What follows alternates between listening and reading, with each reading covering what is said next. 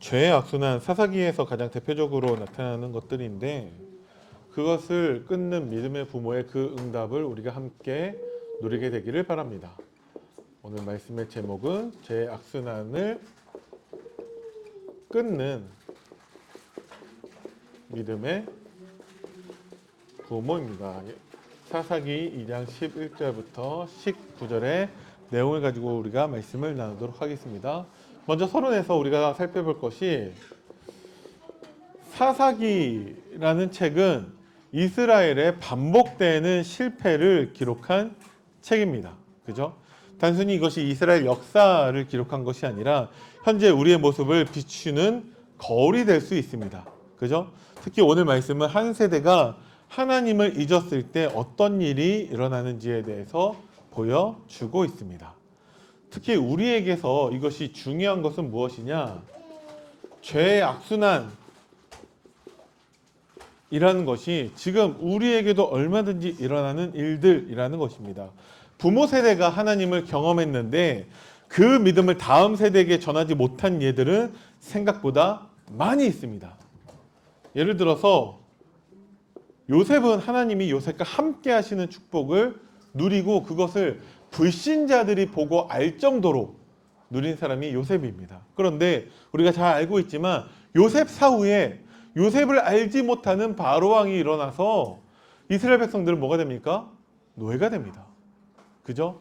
요셉 사후에 요셉을 알지 못하는, 이게 역사적으로 보면요, 하나님은 전 세계의 역사를 주관하고 계시잖아요. 왜 애굽인이 아닌, 이집트 사람이 아닌 요셉이 총리가 될 수 있었냐?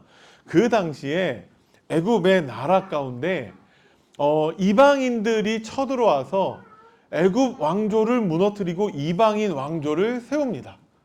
그러니까 이방인 출신 요셉도 그 왕조의 총리가 될 수 있는 거예요.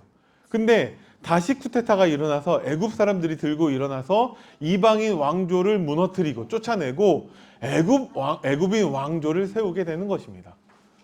그러니까 그 이방인 왕조에 부역했었던 그 요셉과 요셉 그 가족들, 그 모든 이들을 다 노예로 삼는 것이죠. 세계사를 보더라도 하나님은요, 언약 복음을 중심으로 세계사를 움직이고 계신다는 것을 우리가 알 수 있는 것이죠. 자, 모세를 통해서도요, 똑같은 사사기 18장 30절만 보더라도 모세의 손자 게르솜의 아들 요나단이 우상 숭배하는 제사장이 되는데 그렇게 끝나는 것이 아니라 사로잡히는 날까지 그것이 지속됐다라고 사사기 18장이 말하고 있습니다. 요셉의 손자가, 요셉의 증손자가 어떻게 우상 숭배하는 제사장이 될 수 있겠습니까? 근데 성경은 그것을 말해주고 있다라는 거예요. 출애굽기 20장 4절에서 5절 말씀 우리가 잘 알고 있죠. 우상 숭배하는 자들은 천대까지, 3, 4대가 망하고 6절 복음은 천대까지 축복을 받는 것인데 요셉은 어디에 해당된다고 볼 수 있겠습니까? 우리에게 주는 메시지라는 것이죠. 부모 세대가 아무리 믿음을 가지고 하나님을 잘 섬겼다 할지라도 얼마든지 다음 세대가 그 믿음이 전달받지 못하고 무너질 수 있다는 것을 우리는 보게 되는 것입니다. 사무엘을 통해서도 우리가 알 수 있는데 사무엘상 8장 1절부터 3절 말씀을 보면은 사무엘이 늙었고 두 아들이 사무엘을 대신해서 이스라엘의 사사가 되는데 장자 이름, 차자 이름 아무도 모릅니다. 장자는 요엘이고 차자는 아비야인데 우리가 왜 모르냐? 몰라도 돼요. 왜? 그의 아버지의 행실을 따르지 않고 자기 욕심을 따라 판결을 굽게 하는 부패한 제사장이 되었다라고 성경은 말하고 있습니다. 그로 인하여서 이스라엘 백성들이 하나님 앞에서 죄를 범해요. 무엇이냐? 그들에게 우리에게 왕을 달라고 요구를 합니다. 그 왕이 예수 그리스도, 다윗 이런 개념에서의 왕이 아니라 저 이방 나라들과 같은 왕을 달라고 요구를 하는 것입니다.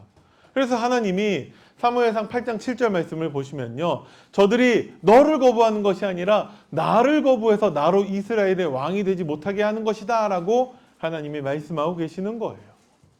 네, 믿음이 두 아들에게 전달되지 못했다라는 것이죠. 다윗을 통해서도 볼 수 있고요. 다윗은 두 아들이나 자기를 죽이고 자기가 아버지를 죽이고 자기가 왕이 되겠다라고 셋째 아들 압살롬, 넷째 아들 아도니아가 아버지께 반역을 일으킨 것이 다윗입니다. 왕들 가운데에서 이스라엘의 가장 성군으로 뽑히는 왕이 히스기야죠. 그죠? 18만 5천 명의 그 적들을 기도로 무찌르고 자기의 병을, 죽을 병에 대해서 그 기도로 그 병을 이겨낸 사람이 히스기야입니다. 그런데 히스기야의 아들 므낫세는 유다 가운데서 가장 악한 왕으로 그 이름을 날리고 있다라는 것이죠. 가장 성군인 히스기야의 아들 므낫세가 유다의 가장 악한 왕이 되었고 그 므낫세의 일로 말미암아 하나님은 유다를 멸망하실 것을 뜻을 돌이키시지 않는다는 것을 우리가 성경을 통해서 알 수 있다라는 것이죠. 이것이 성경에서 계속 반복되는 일이라는 것을 우리는 꼭 염두에 둬야 합니다.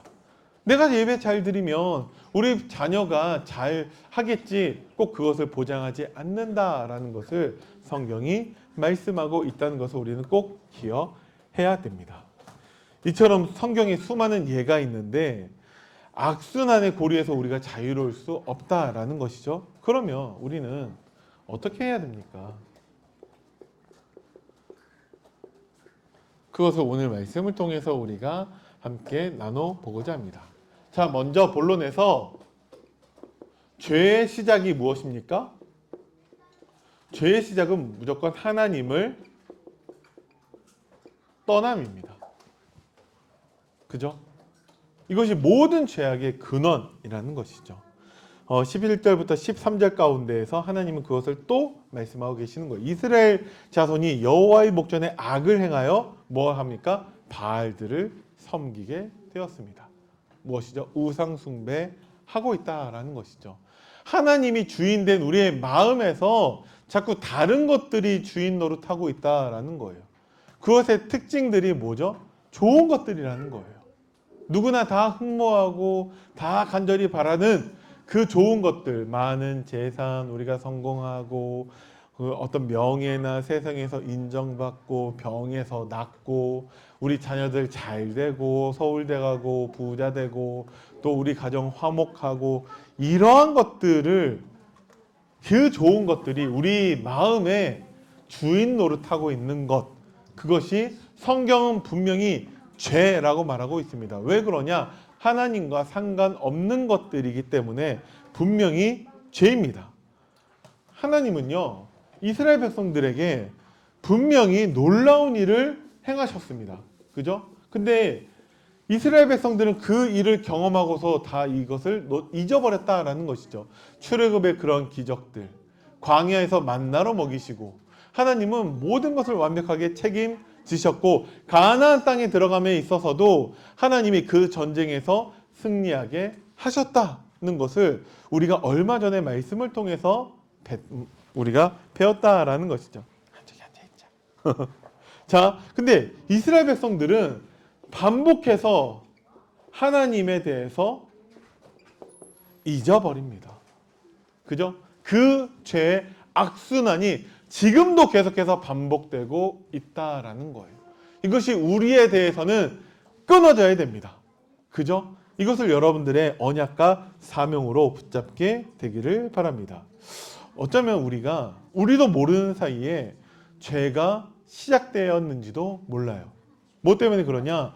육아에 지치고 뭔가 직장에서 바쁘고 생활에 쫓기다 보면은 어느 날 예배는 그냥 습관이 되어져 있습니다. 그죠? 기도는 계속해서 뒤로 미루게 되고 말씀을 점점 더 멀리하는 날을 만날 수도 있습니다.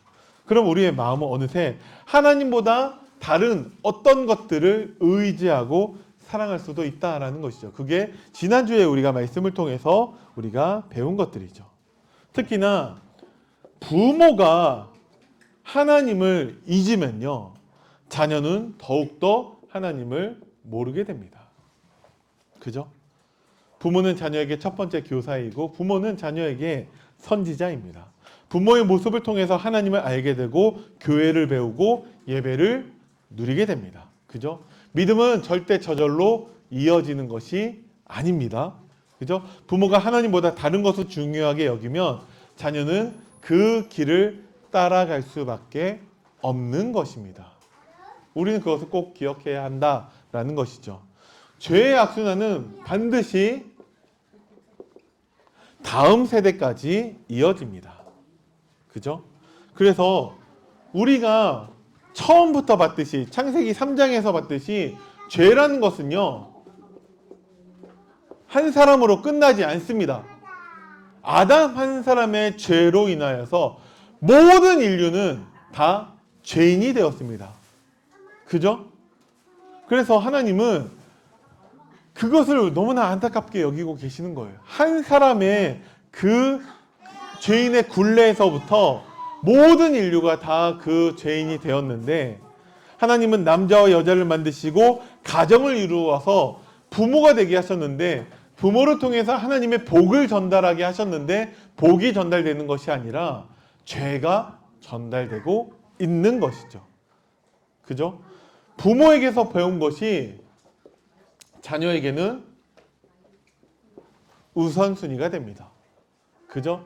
부모가 중요하게 여기는 것을 자녀는 따라갈 수밖에 없는 것이죠. 부모의 삶은 자녀에게 가장 중요한 신앙의 교과서라는 것을 여러분들이 꼭 기억하셔야 됩니다. 그래서 무엇인가 지식을 전달하려고 하는 것이 아니라 내 삶을 통해서 이미 자녀들에게 전달되고 있다는 것을 우리가 꼭 기억해야 합니다. 세 번째로 하나님은 죄의 악순환 가운데에서도 하나님은 우리에게 은혜를 베푸시는 하나님이라는 것을 우리는 꼭 기억해야 됩니다. 그래서 저 끊어지지 않는 그 죄의 악순환이 믿음의 부모를 통해서 끊는다라는 것은 무슨 얘기냐? 하나님께서 죄의 악순환을 끊으신다라는 것이겠죠. 그죠? 그래서 하나님은 사사를 통해서 이스라엘을 구원하셨습니다. 여기에서 우리가 꼭 기억해야 되는 것은 이스라엘 백성들이 뭔가 요구하기에 앞서 하나님이 먼저 이스라엘 백성들의 그 고통을 들으시고 긍휼한 마음으로 하나님은 이스라엘 백성들을 구원하셨다라는 것을 우리는 꼭 기억해야 됩니다. 우리의 공로나 우리의 노력이나 우리의 열심이나 우리의 깨달음이 아니라는 거예요. 하나님의 은혜를 통해서 우리가 구원받은 것입니다. 그죠? 우리는요 자꾸 하나님을 잊어버리지만 하나님은 절대 우리를 포기하지 않는다라는 것을 우리는 꼭 기억해야 됩니다. 그죠? 그래서 하나님의 포기하지 않는 그 사랑으로 말미암아 예수님이 이 땅에 오신 것이죠. 우리는요 예수님이 성육신 하셨다라는 것을 너무나 쉽게 여기는 것 같아요. 예수님이 성육신 하신 것은 있을 수가 없는 일이에요. 왜 그러냐? 예수님이 인간하고 가깝겠습니까? 인간하고 바퀴벌레의 그 거리가 가깝겠습니까? 굳이 그것을 한 가지 기준으로 따지자면요. 인간과 바퀴벌레는 거의 하나예요. 왜 그러냐? 어떤 기준으로 나누면 그러냐? 창조주와 피조물로 나누면 그렇다라는 거예요. 그죠? 인간이나 바퀴벌레나 아베마나 저 먼지나 다 똑같은 하나입니다. 창조주 하나님의 피조물이라는 사실로 보면 똑같다라는 것이죠. 그런데 창조주이신 하나님, 예수님이 인간의 육신을 입고 이 땅에 오셨다는 것은 말이 되지 않아요. 그죠? 근데 왜 이 땅에 오셨습니까? 우리의 죄를 대신해서 죽기 위해서 인간의 육신을 입고 오셨다라는 것이죠. 그죠? 그래서 죽으셨는데 죽지도 못하신 분이 죽기 위해서 이 땅에 오셔서 정말 고통당하시고 죽었는데 또 3일 만에 부활하셨다라는 거예요. 왜? 그 사탄, 그 죄악을 승리하시기 위해서. 근데 우리는 이 은혜의 가치를 잘 모르고 하나님을 잊어버릴 때가 너무나 많이 있다라는 것이죠. 부모가 그렇다면 자녀들은 그 하나님의 은혜를 어떤 방법으로든지 간에 알 수가 없다라는 것입니다. 그죠? 그래서 가장 중요한 것이 부모가 하나님 앞에 무릎 꿇는 것을 통해서 자녀가 배우게 된다라는 것이죠. 항상 부모를 통해서 자녀가 배우는데 우리는 항상 우리가 하나님 앞에 무릎 꿇는 그것을 우리 자녀들에게 보여줄 수 있어야 됩니다. 그죠? 우리가 만나는 한계는 우리 자녀들도 만나게 된다라는 거예요. 그때마다 부모는 자녀가 정말 그 한계를 만났을 때 도와주고 싶지만 도와줄 수가 없다라는 것이죠. 제가 인생에서 가장 만난 큰 문제 중에 한 가지는 군대 가는 거였거든요. 제 부모가 아무리 저를 사랑한다 할지라도, 심지어 저희 부모님 아버지는 직업 군인이셨어요. 그렇다 할지라도 제가 군대 가는 것을 막아주지 못하시더라고요. 그죠? 아무리 좋은 부모라 할지라도 자녀의 모든 것을 다 도와줄 수가 없습니다. 그래서 우리는 어떻게 해야 됩니까? 자녀들이 하나님의 도우심을 바라고 하나님을 의지할 수 있도록 부모가 그것을 가르쳐 줄 수 있어야 되고 보여줄 수 있어야 한다라는 것이죠. 그리고 죄의 악순환을 부모의 믿음으로 우리는 끊어야 됩니다. 자, 12명의 사사가 있는 동안에, 사사가 살아있는 동안 하나님을 섬겼지만 사사가 죽는 거와 동시에 이스라엘 백성들은 또 하나님을 잊어버리고 하나님 앞에 다시 죄악을 범하게 되었는데 조상들보다 더 큰 죄를 지었다고 오늘 성경은 말씀하고 있습니다. 우리가 꼭 이것을 명심해야 됩니다. 환경이 바뀐다고 해가지고 우리가 달라지는 것이 아닙니다. 아이가 조금 더 크면 괜찮겠지. 우리 아이가 학교에 가면 괜찮겠지. 차라리 우리가 시간이 지나면 좋아지겠지, 이런 생각을 할 수 있는데 절대 그렇지 않다라는 것이죠. 사사가 있는 동안에 이스라엘이 하나님을 섬겼는데 왜 사사가 죽은 동시에 왜 또 하나님을 잊어버리고 하나님께 죄악을 범하게 되는 것입니까? 그거는 이스라엘 백성들이 하나님 앞에 참된 회개를 하지 않았다라는 얘기예요. 사사를 통해서 하나님은 구원을 우리에게 베푸셨지만 그 사사가 없어지면 또 우리는 원래대로 얼마든지 돌아갈 수 있다는 것을 우리는 기억해야 됩니다. 그래서 부모가 왕년에 내가 청년 때 하나님을 잘 섬겼는데 아무 소용이 없습니다. 그죠?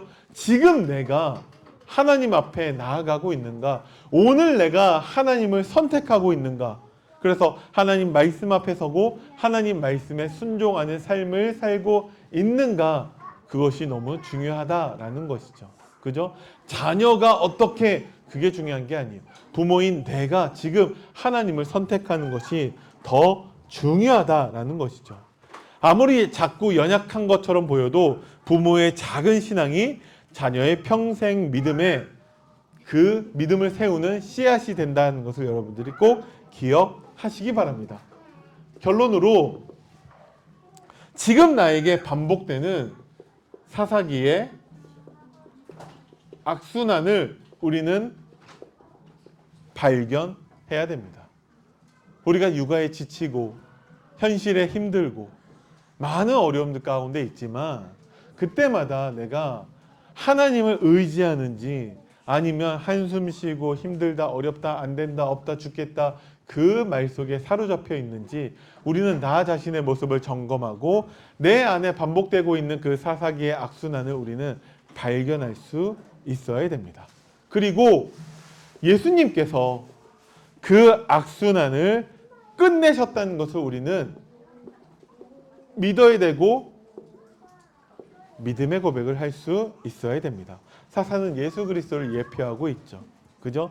예수 그리스도의 십자가는 죄를 용서하실 뿐만 아니라 죄의 권세도 끊으셨다는 것을 우리는 꼭 기억해야 됩니다. 그래서 죄의 악순환을 끊는 믿음의 부모라는 제목이지만 부모는 끊을 수가 없어요.